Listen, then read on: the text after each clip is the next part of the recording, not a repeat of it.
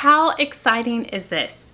Because if you're here watching this video, you're probably most likely getting ready to officially start your homeschool journey in North Carolina. In this video, we're going to walk through how to file your NOI, your Notice of Intent to Homeschool. We're going to walk through it step by step, and I'm going to be answering the most common questions I hear from other moms. But first, some things you should know before we even sit down to the computer. Question 1.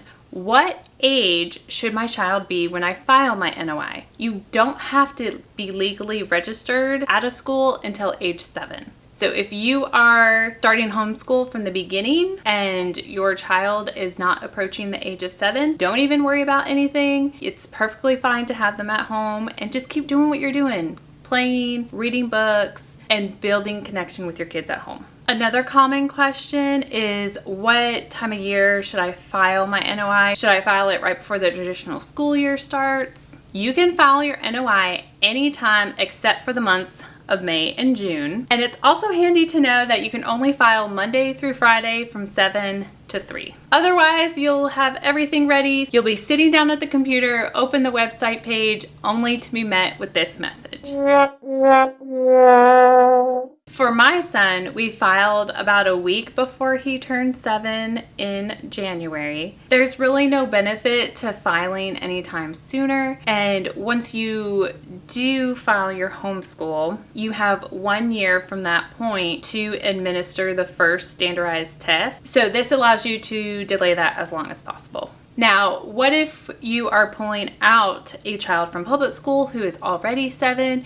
Go ahead and file your NOI, and once it has been received and reviewed, then you can go ahead and pull them from school. Typically, you just need to notify the public school that you will be homeschooling, and sometimes they'll ask to see the NOI approval. Question 3, do I have to file every year? Filing your NOI is just a one-time process. If you're homeschooling more than one child, you just log into your account and add them in once they reach of age. The caveat to that, though, is if you've already operated a homeschool and closed it and you want to reopen, but that is a different link, but it's on the same page right below the link to open up a new homeschool. So now let's actually walk through the filing process together. You want to have a copy of your diploma along with a copy of a diploma for any other teachers or administrators that you are going to name in your homeschool. So for us, both my name and my husband is associated with the homeschool. They need to either be a GED or high school or higher. And you also need to decide on a name for your homeschool.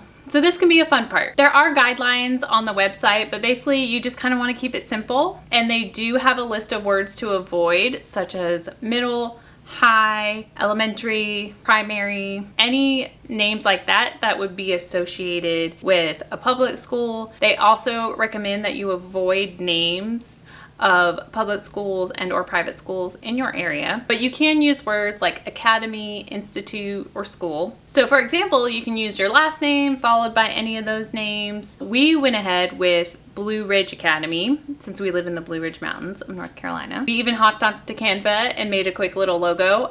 Don't know what we'll do with it. Maybe we'll make shirts or something. So be creative and just make sure that it's going to be a name that you're going to want associated with their diploma and their transcripts. And please note that you will not be able to change it once you submit your NOI. So when you're ready, we're going to go ahead and go to the NCDOA website. I have it linked below. You're going to scroll down and click on Open a New Homeschool. You're going to click Agree, and there's going to be a video for you to watch that kind of walks you through some of the steps. You do kind of have to sit through the whole thing. If you try to skip, it will not pop up that little button beneath it that you need to move forward. So once you kind of get to the end of the video, that button will pop up right underneath that video. Once you get to that point, you're going to go ahead and click that button. There's a pop-up that's just telling you to make sure you have your diploma handy and that it can be uploaded as either a PDF, a JPEG, or a GIF, or a PNG file. And then go ahead and set up your account, and once that is done, hit next. You're going to type in the homeschool name that you decided along with your personal contact information, and then you're going to name the chief administrator. You can be both the chief administrator and the teacher.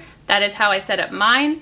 simply because the chief administrator is where NCDOA sends emails to, where most of the communication will happen with the chief administrator, and I'd rather just handle all that so my husband doesn't have to worry about it. So if that's a route you want to go, just name yourself as a chief administrator, and then you can add yourself as a teacher as well. The next question is primarily geared toward private schools and just for statistical purposes, but whether you're operating as a religious or non-religious homeschool. And this one you can change. You can change it as many times as you want. There's going to be a drop-down menu for your reason for homeschooling, and you can either select one of those, you can type in your own, or you can just state that you don't want to declare your reason. And then you just add in the number of children that you have in each age range for your homeschool. And then on the next page, you will add the teachers. So both my husband and I